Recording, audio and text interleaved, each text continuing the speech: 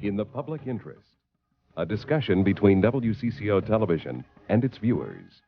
I question why that report, the I-Team report, soft-pedaled the role of the county attorney's office here in Hennepin County. I question why that report was not broadcast prior to the election on November 4th. We weren't ready to go before the election, even if we had wanted to be. We would have had to go on with half a story. And I really think right now that the news is portraying far too much violence. It's giving the negative side of what's happening in our society. The rush to get out and be the first one to tell a mother that her son is drowned or that a soldier has been killed, and to be the first one to have the camera on the face so that the anguish can be seen is not news. And perhaps good taste just means respecting a person's private life. These and other issues tonight on In the Public Interest. And joining us as hosts, the co-anchors of Channel 4's Newsday, Dave Nimmer and Marcia Fleur. Good evening and welcome to In the Public Interest. What we'd like to think of as a conversation with our audience. A critical self-examination of our news and public affairs programming based on what you have been saying about how we are performing. And to that end, we've invited a number of viewers who have written or called with complaints or just observations. They're here in the studio with us to challenge us face-to-face on live television. Along with 100 or so here tonight, several people who've been the subject of news reports we'll be talking about. And finally, our own Channel 4 reporters, producers, photographers, and decision makers to answer questions. And we hope to learn something about themselves in the process. And from what we have been hearing from you, one of the lessons you think we most need to learn is about being more sensitive in our coverage of personal tragedies, to be more careful where we point our cameras, to show more respect for your privacy. And here's a sample of what you've been talking about. But it's like the news wants to go one step further. And let's put this distressed family in front of you all so you can really see how tragic this is. And the closer they can get to raw human emotion, the more they have a chance of holding the audience. And I think that's exploiting. Some of the stations are able to portray that, yes, these things are happening, but they don't have to go into all the gory details. Charges of invasion of privacy and poor taste. That's what we hear most often. We are told we sensationalize stories with graphic pictures. We are accused of trampling on people's privacy. Some say we overwhelm viewers not with the news itself, but with how we report the news. I think that the key is using good taste. Marge Ishans thought the media did a poor job reporting the recent abduction of Morna Jean Brennan and the horrifying discovery of her dismembered body. He remembers, like I mentioned, having the head in his hands. He remembers tripping over the bag with the feet and hands in it. They don't have to go into all the gory details. I would hope that there's only a small segment of our population that wants to hear about the bodies being dismembered, where they're located. Television stories require information and pictures, that's a fact. And the pictures can be jarring. Joanne Christofferson had a strong reaction to this story about two men who were electrocuted. Well, I was shocked to see the actual fight for life, if you will, the paramedics working on the body. I'm thinking, what does this man's family think? I mean, this man is hanging between life and death, and here we're watching this very struggle. Both the graphic pictures used in this story and the personal tragedy that was unfolding were offensive to Christofferson. Perhaps good taste just means respecting a person's private life. One story done as part of Project Lifesaver generated the most controversy along these lines. The project was launched last spring in an attempt to change the attitudes and behavior of Minnesota drivers. I don't know, I just been trying to raise my daughters best I can. We interviewed the family of Diane Becker, a woman who was killed in a car accident last May. I'll probably live with my dad. Just might stay here or move someplace else. I remember what she got me and what she did for me. Joanne Christofferson was one of the viewers who wrote us to object. I was interested in the event as a news event, but when they came to the point of interviewing the children, I was very upset. And the children were crying and they were confused, and you could see the bright lights were in their face, and I just strongly object to having children go through that. Reporters themselves can have mixed feelings about doing these kinds of stories. Cindy Hilger was assigned to cover Diane Becker's death. Given the context of why we did the story, though, I think we felt like we had to use it. I mean, that was the most compelling and, I guess, emotional part of the story, and that's what we were trying to do. At least that's what I understood that we were trying to do, is bring home the emotion of car accidents. And I was not comfortable, I guess. I had some problems with doing stories that we normally wouldn't have had to do because of the project. The Becker family tells us that participating in the story was a positive experience for them. But the Becker story and others like it leave unanswered questions. What are we doing it for? Whose sake are we doing this for? There's a trend towards bringing private emotions for the public to view. I think maybe if we were doing it, we should say, would I be willing to have this done to me? Reed Johnson, that's a very interesting question. As a private citizen, as a news director, I've got two. Would you like to have that done to you and your family? Two, as a news director, Reed, why do we do that? Show that intimate look at grief. Let me answer the second question first. And let's take it in the context of the story that Cindy covered. I've been working at this station for about 15 years, and we've been reporting traffic accidents year after year with 20 seconds of videotape. And the traffic accident happened, it's gone. It's almost as if a traffic accident is a natural death. And what we tried to do with Project Lifesaver is say that accidents aren't accidents. Accidents are things that happen. They're preventable by wearing seat belts and by not drinking and driving. And they do leave a human toll.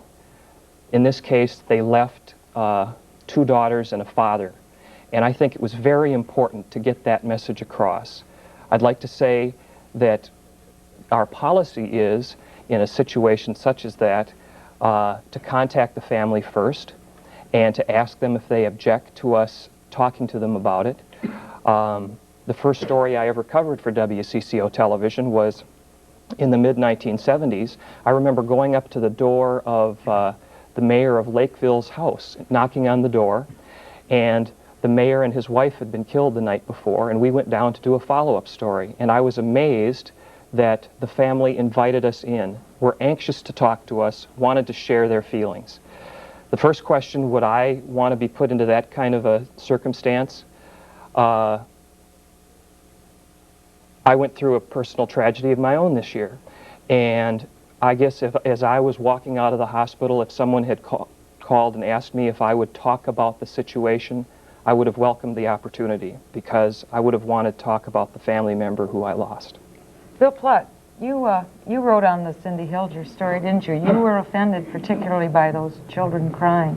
Yes, I was. And Mr. Johnson, listening to your answer, it sounded very well, but it still doesn't get back to the point of you sitting looking at an 8-year-old daughter who just lost her mother the night before. And I put myself in the shoes of that 8-year-old daughter and try to sit there and look at the story and what impact that would have on myself as a viewer and what basis that had to the story. And still to this day, I don't see any reasoning behind that. I saw it as just taking that story one step further, agreeing with the lady on the tape there. It had no basis to the story. Did you learn anything, Bill, from it? Do you think it carried a little too far then? Yes, it did carry too far. I didn't learn anything that I didn't already know. Ann Peterson, you've been disturbed, you said, by the kind of grief we show on television. You heard the Becker family say they didn't mind. Does that change your mind about it? I'm not sure that they're in a position to know whether or not they mind. I mean, this is a family who's in the middle of turmoil, in the middle of grief. They probably won't even remember months from now, when they've, gotten over this, that they had even talked to a reporter. I just think that it is in very poor taste to shove a microphone in someone's mouth and say, how do you feel about your daughter's dismembered body being found in a field? it's only news, in my estimation, if a person isn't upset about the way that, you know, the death occurred. It's not news to me that somebody is upset when their loved one is killed.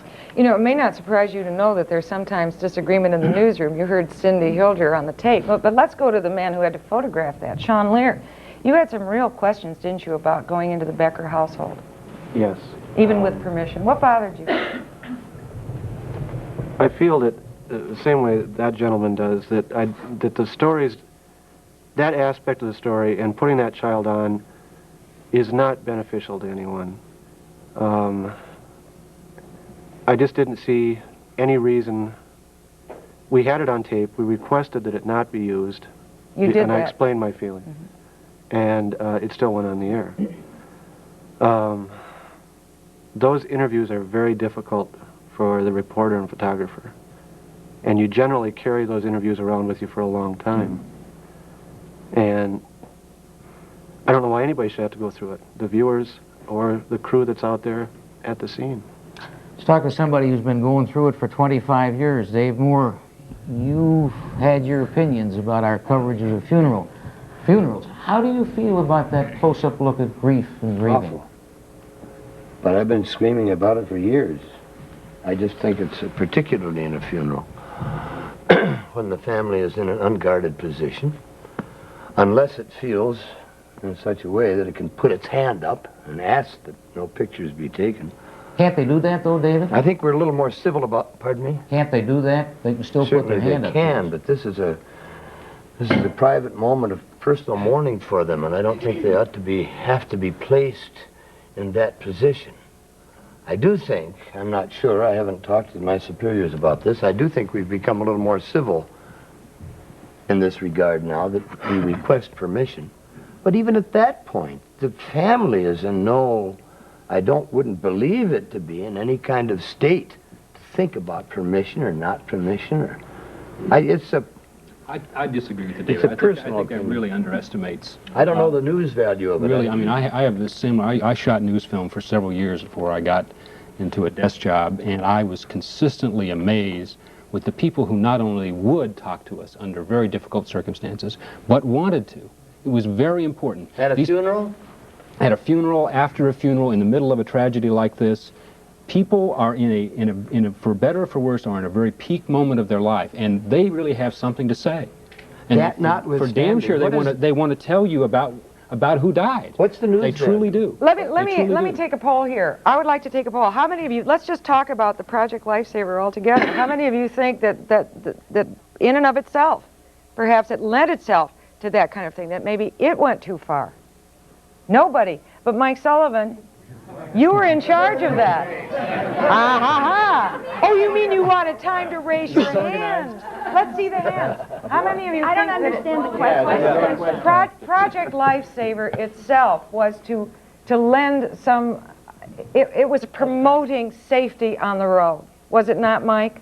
Certainly our hope, yes. And wasn't your hope to do that through the emotional impact of what death on the highway and carnage on the highway would do? In part, we believed, as Reed stated, let me say it again because it's very important, we believed that we had been in error in the way we had been covering traffic crashes, that like the society as a whole, we had made it routine.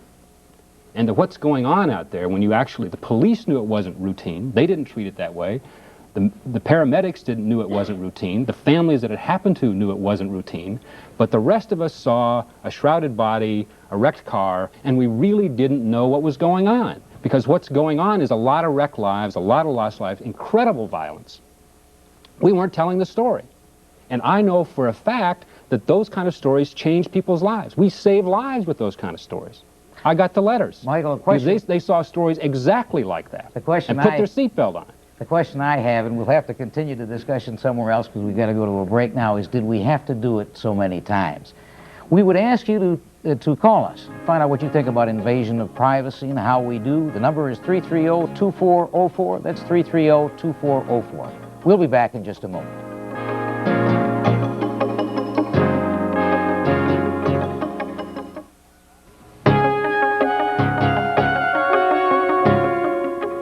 Welcome back to In the Public Interest, an opportunity for our viewers to challenge Channel 4's reporters, editors, news managers, right here on live television. It seems almost inevitable that WCCO's I-Team would be part of this broadcast because no matter what they're investigating, the I-Team generates lots of comments and questions from the public. And the most recent series about crime victims in the city attorney's office is no exception. WCCO-TV's I-Team hasn't done any ambush interviews lately. No more confronting people on the sidewalk with cameras rolling. No more of what a judge once called attack journalism. But Al Austin and company are mired in controversy anyway. This time, critics are saying the I-Team report, alleging sloppy work by the Minneapolis city attorney, was both confusing and unfair. Some even say the reports about city prosecutors failing to contact witnesses or victims of assault was reckless journalism. Or worse, just dead wrong. I think the bottom line of any news story is whether or not it tells the truth. I don't think that one did. I think it was a hatchet job on the city attorney's office. I have no problem with criticism or with helping victims of crimes. But you have to do it without lying and without misleading your audience. And that's precisely what Mr. Austin did. Surprisingly, it wasn't the city attorney, but two public defenders who issued the strongest criticisms of the I-Team. Rick Tracy challenging Al Austin on public television, Dave Murin joining Tracy in a newspaper column, and then filing a complaint with the Minnesota News Council, an independent agency that judges the accuracy and fairness of media reports. Tom Heffelfinger didn't think much of Austin's series either. A shortened, half-baked, overly sensationalistic report that did not tell the whole story. Heffelfinger lost a close election in which he tried to unseat County Attorney Tom Johnson. Lost, he says, partly because Channel 4 endorsed Johnson for re-election. Then, he suspects, delayed the I-Team series until after the votes were counted. If you had broadcast that I-Team report before the election, obviously it would have been inconsistent with your endorsement. Heffelfinger thinks the I-Team should have been investigating Tom Johnson, but they weren't. Instead, their target was City Attorney Robert Alfton, who informants had said was doing a bad job of handling assaults that occurred in his jurisdiction. Alfton is appointed to his job by the City Council. He's not an elected official. But somehow during the four-part series, many viewers got Johnson and Alfton confused. Or maybe it was the format itself that confused them. I thought if you watched all four parts that it had a certain muddled quality where the distinctions between the city and county attorney's offices and what they could and could not prosecute and what the maximum sentences they could go for and things were very blurred. TV critic Noel Holston says there's a danger in reporting investigations on the installment plan. It's sort of parceled out in a tantalizing tidbit fashion so that if you do miss part of it, you can miss something very critical. Austin now believes he could have done a better job of writing the reports, but he insists the thrust of the series was accurate. Yet Austin is at odds with the senior researcher on the project, John Lindsay, who believes one part of the story was so unfair it deserved, but did not get a lengthy clarification. We just flat out missed, a change in the script which didn't adequately tell the prosecutor's side of the story. It certainly wouldn't have been just a case of going on and saying the information was an error, but I think the truth would have been served by explaining everything, even if it took 4 or 5 minutes. Austin sees it in a different light. There was no factual error in the report, nor do I think it was unfair. It was incomplete. Austin wrote a clarification giving officials credit for trying to locate the victim of a particular assault, but failing when the evidence suggests the victim should have been easy to find. But the statement was never broadcast. Austin felt the clarification would only have added to the confusion. But if he had the segment to do over again, I would do it differently now, but I still don't think it was a mistake. There would have been more useful information if we had taken an extra 30 seconds to provide it. And you think now you should have done that? Yeah, I think so. Did the I-Team do a hatchet job? Was Al Austin lying, reckless, overly sensational, half-baked, unfair? Was the meaning of the reports muddled and blurred? Or was the I-team right? And as Austin said in a newspaper rebuttal, do his critics have only axes of their own to grind? Dave Murin, what's a hatchet job? I'm not always so sure I understand what that term means. I hear it a lot. My feeling is that when you edit out every fact that disagrees with your theory and your conclusion so that you can present a distorted picture of the subject, you're doing a hatchet job. Dealing in half-truths is just as bad as a bald-faced lie. And that's what Al Austin did in the city attorney Give me one report. example. The example is when he said there was no attempt made to contact the victim by the city attorney. The attorney, in fact, relied on his police, who made every attempt they could. Mr. Austin didn't tell the public that. He didn't tell it because it isn't going to support his conclusion. And what he wanted was something sensational that would sell. Rick Tracy, is that the lie to which you refer? That is one of them. In every one of the 5 major cases that were presented during that series to support the opinions that were made, there was either an outright false statement or a deliberate editing of the facts that were presented on camera to give a conclusion that was wanted. The facts that were omitted in every one of those 5 cases were such that would give perhaps a reason for what was done or an opposite conclusion. Now, I'm not coming here as a friend or a defender of the city attorney's office. I fight them every day in court. I'm a public defender. But when I saw that series and I heard the advertising on the radio and on the TV for the series, and I know something about how the system works, I was offended by it. And if you want to criticize the city attorneys, feel free to do so. That's great. But don't do it by telling half-truths. Do it by telling the full story and letting your viewing audience draw their own conclusions, good or bad. Rick, one half-truth, in your opinion, was about the victim and the police effort to find the victim. Give me another one. That's one we've talked about. In the case of Ronaldo Rounds, there were 3 separate cases. One of them, the one that received probably the most attention, was an Eden Prairie case, handled by the Eden Prairie city attorney with the full consultation and consent of the victim in that particular case. The fact that it was an Eden Prairie case and not a Minneapolis case was never brought home to the audience. Al Austin, there's more. Al, were you editing things out in order to support a Of course contention? not. I'd be surprised if he said anything else. Have it out. That would be news. Al, please support. Of course we edit out facts for want of time. We can't put in all the facts. And I doubt that the attorneys can put in all the facts they want to in a court case. We do have time restrictions. The Eden Prairie case, if you want me to attack these one at a time. I think Mr. Tracy mentioned that we hadn't made it clear that the Eden Prairie city attorney handled one of the 3 cases involving Ronaldo Rounds. That's true. If we had mentioned that the Eden Prairie city attorney had handled that case, we would have said that that city attorney did his job. So we may have given the impression that the Minneapolis city attorney did his job in one of the 3 cases when in fact he was 0 for 2. The premise of the whole article was that the Minneapolis City Attorney's Office was not doing its job. And that's the way the whole series ran. That's right. And you're criticizing them for handling that case when they never touched it. No, we weren't criticizing them for handling that case because the victim was contacted in that case.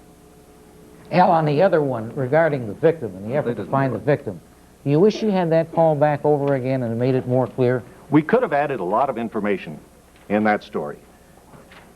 Mr. Murin mentioned one piece of information that we didn't mention, and that was that the police had tried to find the victim. We could also have mentioned that we tried to find the victim and had no trouble finding him, that he evidently had lived at that place at the time, that there were 2 witnesses who said this was a particularly savage attack who were not contacted. They were easily contactable, and if they had been talked to, it would have been clear to the city attorney that extra effort needed to be made to find the victim and to find out about that case when in fact no effort was made. No. I just want to make I think it's a critical distinction that in the 3 charges against Ronaldo Rounds, the most serious, even as described in the report, was the one that had to do with the Eden Prairie case. And if you take that out of the trio of cases against Rounds, it's not nearly as damaging sounding against him.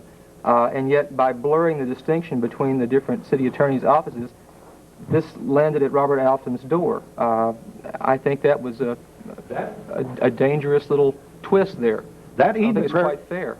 That Eden Prairie case was included in the trio to show that there were three, not just two, but three assault charges against this man, which should have been a clue to the Minneapolis city attorney that here was something serious. Barbara Carlson, I'd like to broaden the issue out a little bit. You're in charge at the city attorney's office, the city council. Not me, sir. Not me. If you know. You get that camera on the other side. Was there some merit in the I-Team's report about the city attorney's office? Well, you know, I tend to be a fairly strong supporter of the press and the right to bring things out in the open and the right of people to know. I will tell you, even though you're a constituent of mine, that I feel that you really did not tell all the facts, and I think that that bothers me. And when I saw the first program, I thought, my heavens, what are we doing? You know, are we not contacting any victims? And that bothered me. But I think what will turn out from it, Al, is that some good things will happen. And I think that the council and the mayor will work very carefully, seeing whether we should notify all victims. I am furious, though, with one thing that you aired this after the election. That probably angers me more than the fact that you did it. Because I'd like to ask Mr. Handberg how you could do an editorial, or did you view the tape, or did you know what your people were looking at or working on before you did your editorial? Absolutely simple, Barbara. The answer is no. We made our editorial endorsement before the election based on what had been said in the campaign, based on interviews of both candidates by staff members. I was not personally aware of what the I-Team was doing on the city attorney's office or if the impact on the county attorney's office. We made that endorsement based on what was being said in the campaign. Mr. Heffelfinger, I understand, is charged of a conspiracy, that we somehow are manipulating all this. It is absolutely untrue. We made an endorsement based on our best judgment of the facts in that Hennepin County attorney's race. We thought there was confusion in the voters' minds about it. So we tried to examine as closely as we could, and we came up with a conclusion and voiced that conclusion in an endorsement. Well, let's go to the man who lost, Thomas Heffelfinger. Mr. Handberg, either one of two things is true in this case, and both of them are bad. Either you knew about the I-Team investigation that implicated Mr. Johnson in not charging these cases as felonies. You went out before the election and you got a police chief to say Mr. Johnson wasn't charging the tough ones. You got a police investigator to say the county attorney's office won't handle these cases. That's why I go to the city attorney. You got an expert to say that these cases were felonies and should have been handled by Tom Johnson's office. So if you broadcast that information, now you either knew that and still went ahead and made the endorsement, not concealing that fact until a week after the election, or you didn't know it. And I'm not quite sure which is worse, that the general manager of this station would broadcast an endorsement knowing that information, or that a general manager of this station would have a group like the I-Team operating without his knowledge. Let me tell you how we operate. We do not operate so that one arm of this station, the news department and the editorial department, know what each is doing or what the I-Team is doing. That's not how we operate. In fact, I think there's danger in operating that way. I think there is danger in the general manager of a television station dictating to the I-Team or encouraging the I-Team to put a broadcast on before the election or after the election. I think that broadcast ought to go on when it's completed, when it's ready, when the I-Team is satisfied to its accuracy, and they're ready to go on the air. And that's precisely what happened in this case. But sir, you're the general manager, and if you don't know what's going on, and if you're not controlling what the I-Team is doing, who is? Is this an organization within your station that's running without control? No. There is a structure in this organization where the director of public affairs is responsible for the I-Team. If you think I, as general manager, am dictating what we investigate, what we don't investigate, you're dead wrong. I do not. We're talking about knowledge, Mr. Handberg. No, and of knowledge. Keith Brady. Mr. Heffelfinger's responsibility to bring these issues out if he wants them out earlier. Why wait for the I-Team to do it when he's running for the office? Shouldn't he know? They discounted them. We are becoming... I'd like to ask Ms. Carlson if there is a problem in the attorney's office. Because if there is... Well, I do happen to have in my hot little hands Mr. Alfton's response, which I asked for today when I knew I was going to be here, and I have... Barbara. What? It's 23 pages. Please don't read it, But summarize since it. I believe that people have a right to know, he did say some things, though, and I had no idea. For example, we deal with 46,000 cases in the city of Minneapolis a year, 29,000 traffic and 17,000 criminals. So, all right, now... problem in that office because slop or not, they did the job. I don't really think that there is a problem in the office, but I would like to make a change, and the change that I would like to make is to have someone, probably not an attorney, speak to every victim. I think victims have a right if something happens Nice to way them. of going around the fact that you had a problem. Well, you have a lot of plea bargaining, and are you saying that every victim should be contacted? Is that what you were saying, Al?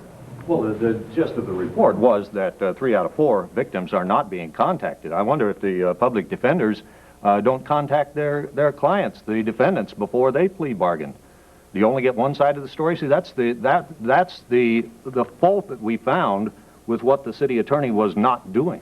Let's go to a judge here for just a moment. Judge Kevin Burke, you're familiar with the city attorney's office, the county attorney's office. Is there a problem? At least some of your colleagues thought there was. In the city There is attorney's a office. problem in criminal justice in Hennepin County, but it's not a problem which is a product of people who don't care or people who aren't trying their best. I think the members of the Minneapolis City Attorney's Office are doing as good a job as can reasonably be expected given the volume. What we have funded in Hennepin County is fast food justice. We don't have enough police, prosecutors, and public defenders to contact every victim. Putting just aside the assault cases, if you get a bad check and you're a merchant and that's an important case for you, do we want to contact that victim too? It's not just a question of victims of assaults, it's victims across the board. And the fundamental problem in Hennepin County is that we don't have the resources to give the kind of haute cuisine criminal justice that you might get in Kenwood. Let's go to, yeah, go ahead. Another element of Mr. Heffelfinger's objection, that was the timing, which nobody else has addressed. I know that I consider myself to be a fairly knowledgeable, citizen. I try to keep track of who's running for what office, and I know that I myself have trouble keeping track of what's the responsibility of the county attorney and the city attorney and the state attorney general, and I probably, I have to assume that based upon my knowledge of other people I know, that if I have trouble keeping that track of that, so are they. And if you had thrown something like that in the week before the election, you're going to take a very strong chance of shifting people's opinions on a misapprehension of what is actually being said, because they're not going to be able to follow who is actually being referred to. And that's an important consideration. John Lindsay, producer, I-Team. I wanted to respond to something Judge Burke said a minute ago, and I think his point is very well taken. But there is a specific state law that applies to statutes and not to bad checks that requires contact, a reasonable attempt at contact on the part of prosecutors, and that effort's not being made. At least it wasn't being made at the time we looked. I understand the statute, but I think the fundamental problem about victims is not just simply what the statute says. Because one of Mr. Austin's points is that a prosecutor, in order to properly plea negotiate a case, has to talk to a victim. So whether the statute's there or not, victims of crime have a reasonable right to expect the system will respond to them. You can't get hung up about that particular statute if you're going to analyze how victims are treated in the criminal justice system. I guess I wonder if I could make one other point that I think the I-Team does deserve some credit, because part of the problem in reporting criminal justice is journalists, WCCO, but journalists around, focus on individual cases. And that one of the benefits of the report was it did look at how the system operates. I personally think you didn't devote enough time to it. I think that's part of the problem with the series, is that you were given too short a time to report far too complex a problem. And we're in the same time bind right now. We're going to go for a break. If any of you want to call our phone lines and talk about the I-Team or news in general, 330-2404, 330-2404. We'll be back in a few moments.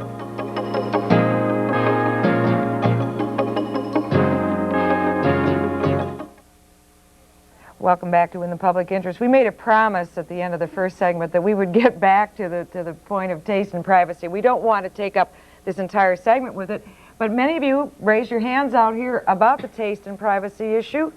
Yes, sir. Okay, I think one of the problems with the privacy question is you're noticing that you're not getting complaints from the people covered, you're getting complaints from the people watching. Okay, why is that? That's because you're invading our personal space. We never see somebody that close. I don't have my face close enough that all I can see is somebody's face like that. That little girl, we were that close. She was in my personal space. That I think is a key thing. The same thing with the couple whose son drowned just last week. And you had a final story. Now I can see and I sympathize with the need to have a final story of these two people responding to the fact that they went to the media to try to find out what happened to their son. They found out. Okay, they're sitting on a couch. The camera is back. We can hear them breaking up. What does the camera do? The camera zooms in closer. What the camera does is sucks us closer too.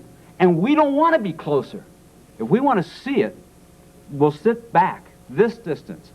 You don't show anybody on your staff in the kinds of tight close-ups that you show victims and other people you interview. You do not have that kind of a shot. Well, I think to return back to your point of people who are in grief wanting to speak out, they want to talk, and that's true, it's important. But the important aspect of that is to get them into some service that's trained to deal with those feelings and not to exploit it. So that the media plays a key role there of connecting victims up with the services that are available. Don Shelby, you have to read those stories every night, 5 nights a week. Have you got any feelings about what these people are saying, that we get too close, show too much? I think what you're talking about here is an editorial decision and not what my feelings are in the matter. I would defer to those people who make the editorial decisions about why we put such things on the air.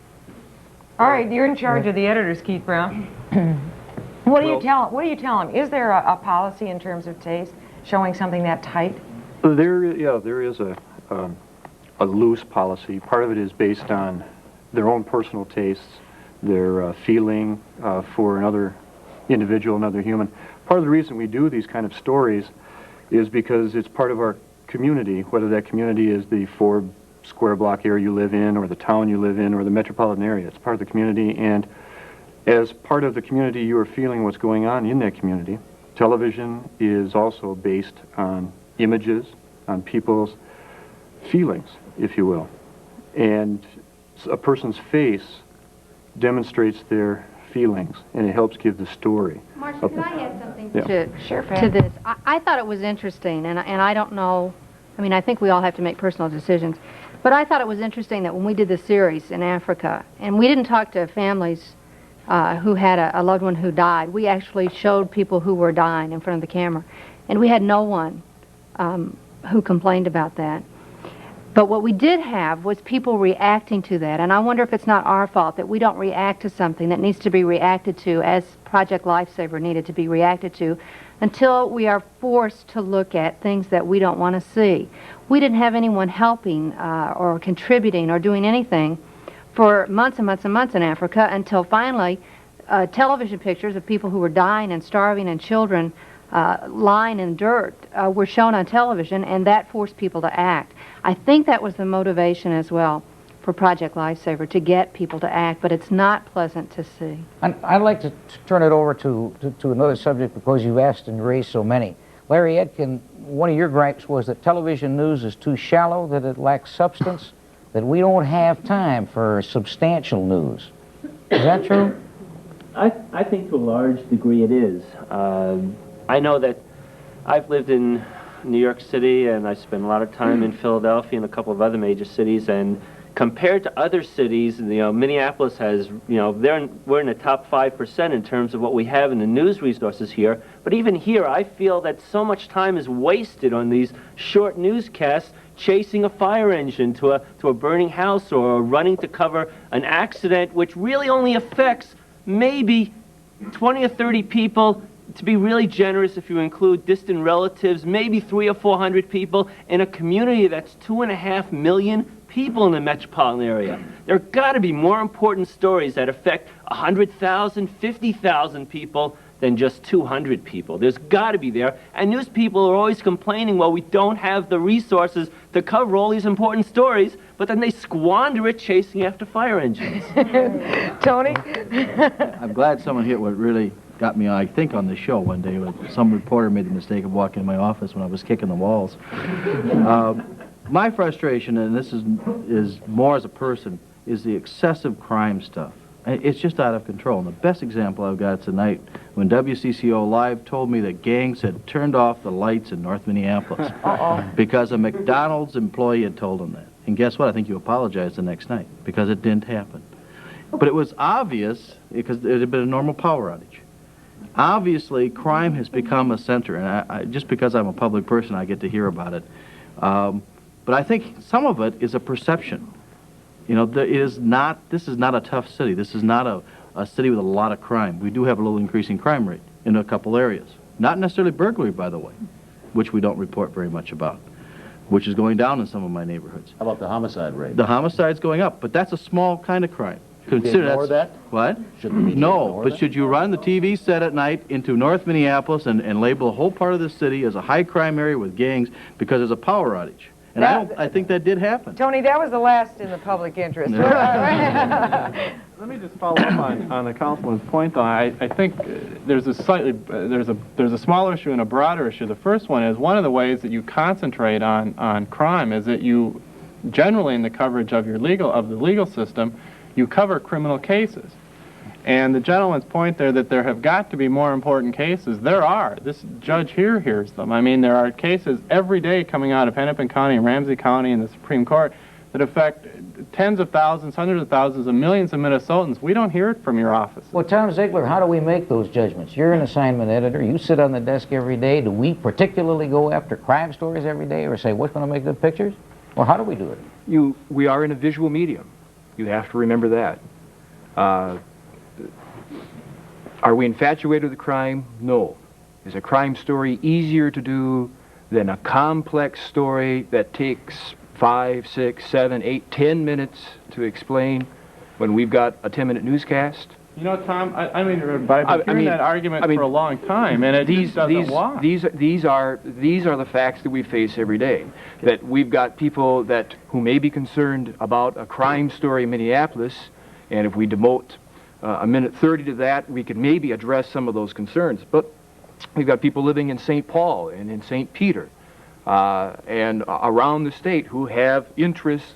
What else is happening today? We are a digest of the day's events. Before we go to more people in the audience, and you seem to be bubbling with this one, let's go to Trish, whose major beat is the copy. It seems as though just about every day I'm doing a story about crime, and I just wanted to address Councilman Scallon's point that we tend to exaggerate and make the city sound tougher than it is. And I disagree. I don't think Minneapolis is a tough town yet. And I think that when we get to the point where crime doesn't bother us, where we don't report crime, that's when we're in trouble. I think the question back is, have you always had someone on the crime beat? There used to be a city hall beat. Thank heavens you aren't. But I think you reflect on what you assign people to.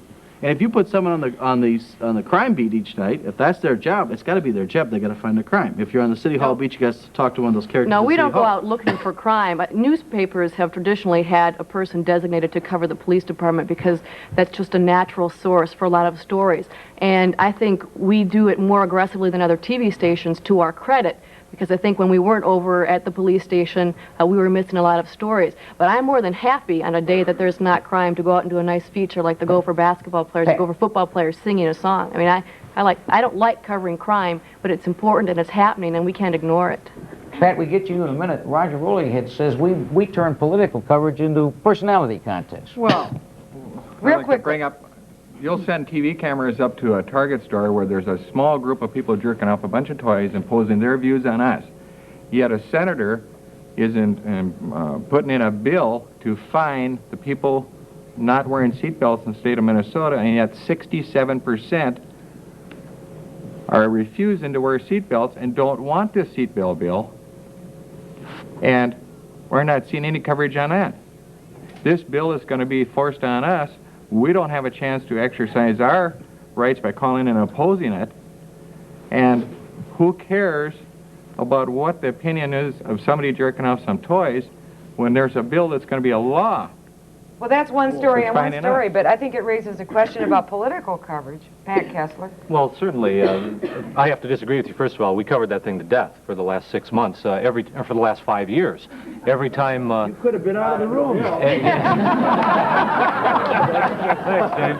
yeah, you know, it's a good point about the horse race, and I'm going to concentrate on that for a moment. The personality is what makes politics come alive. I mean, we can show as many committee rooms as you want, and I'm constantly hearing this from our executive producer. Stop showing the committee rooms of the people. What do we have to do to keep people interested? I can hear TVs turning off every time a political story comes on. You're right. The personalities help tell a story. I want to make one other point while I can, if I might. Councilman, I can understand why you might not want us to talk a lot about crime in the city, and it makes people uncomfortable. This gentleman is also uncomfortable when we interview the parents of the young man who was lost. Perhaps you don't know that he came to us for help after everyone else turned him down. And they asked us to be with him. Uncomfortable with your covering him. And then getting up close. With a tight close-up. Getting up close. And think about, this woman here who says that we stick cameras in people's faces, getting all the way back to the first section. I'll make it very short. Very. We sit out in the cars beforehand, Sean and I did, we talk about these things. We enter the home with dignity and respect. And we tell them what we have to do, and they tell us. All right, Julie. All right, I would like to know, don't you think some of this is power syndrome also? Because even George Latimer, when he ran for governor, said that this Johnson lady that was out of the Human Rights Commission would never have been fired if it had not been for the I-Team report. And, you know, he might have had an election to win, but that was quite a point for him to make. And as far as North Minneapolis, I feel that we have more than our share of power outages, but these gangs are being used in our area to substantiate that things are worse than they are. Yes. Well, I'd like to return to my point, that if you're going to cover crime stories, that you should give an alternative. You should say, here's a place for crime victims to call. Very simple, just run a banner at the bottom of the screen that says Crime Victim Centers and a phone number. Recommendation of Tom Johnson's study committee on crime victim services in Hennepin County was that one number served as central information referral. And it's one way to promote that. Every time you run a crime story, it's right there for people to look at. We're going to have to pause for a moment. I apologize to all of you. We're going to be back in just a moment.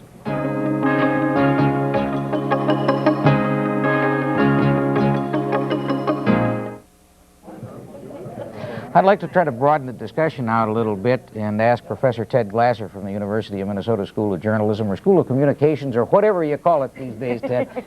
Are we wasting our time by the stories we cover? Are there other issues out in the community we'd be better spending our time on? If so, what are they? Well, sure, that's what, when you were talking about the crime stories, I don't think it's so much the coverage of crime, but the emphasis it gets and what's not covered. It's really the perspective that you get from looking at the newscast. And it really has to go back, it goes back to the allocation of resources. You send people out and they talk to people who can report on crime, you're going to get crime stories. Except on those days when there's little crime. But every time you send somebody out in that direction, you're not sending them out in a different direction. Very quickly, Dave. I don't think it has anything to do with resources. I think it has to do with what's going to sell the sponsor's product and increase ratings. And that's the problem I have with crime emphasis.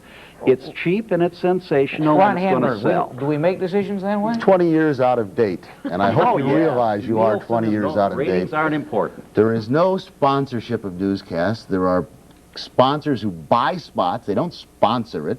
We don't even know what commercials are in the newscast. No decisions are based around it. That may have been true 20 years ago. It may be true today in Keokuk, Iowa. It's not true at WCCO television in 1986.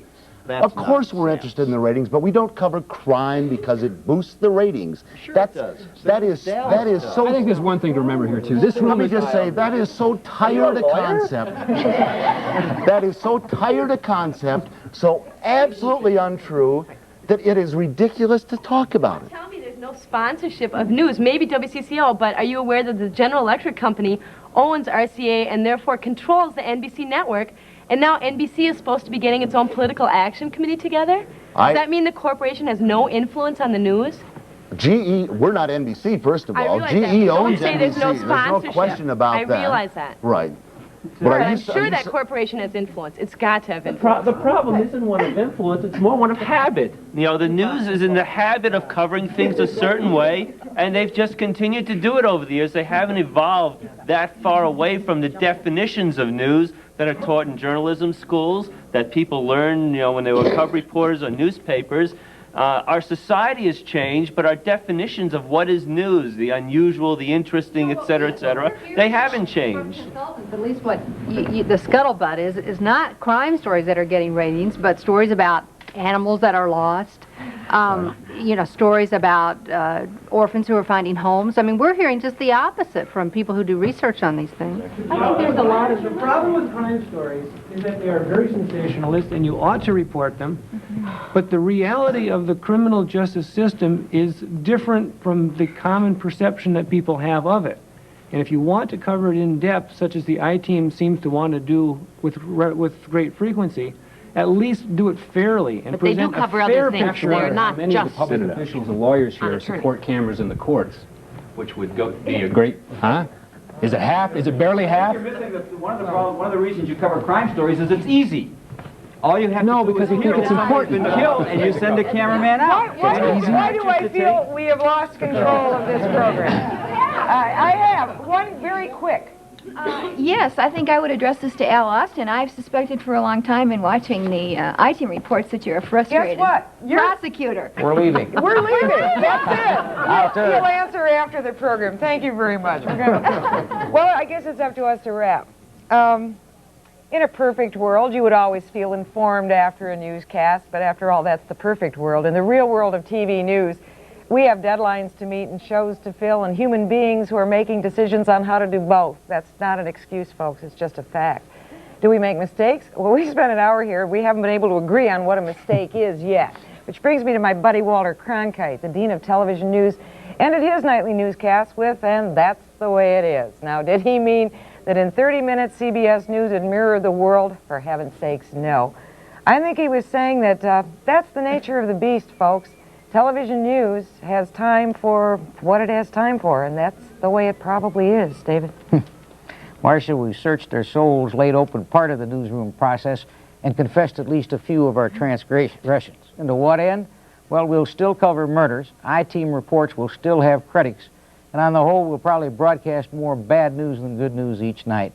But in my opinion, at least we'll do so with a little less cockiness, less self-righteousness, and maybe with a little more sensitivity, more self-awareness. The I-Team gave up ambush interviews. The news desk passed up Mary Lund's funeral. And work is underway on a newsroom policy book. In part, at least, they are the results of hearing public voices, more importantly, in public forums like this. The precision term is feedback. The real phrase is people talking back, taking the time to tell us what they think of what we do. We need it. And sometimes, in spite of ourselves, we wind up paying attention. Thank you, and good night. Good night.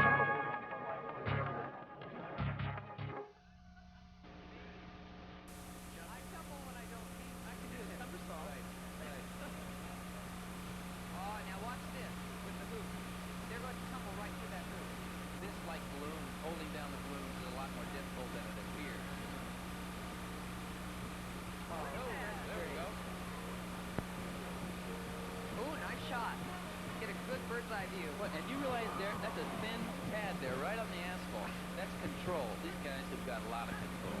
No doubt. They're going to line up, I think. Oh, no, don't tell me they're going to try to jump over each other. Well, sometimes they do that. I'm not sure if at this point they are. Nope, they're lifting up and move on down. moving off. Wow, that was nice. That's a nice Citywide tumbling team. This parade, you know what's so great about this parade is that not only have you got the private sector and the thing is that you got the private and the public sector together combining to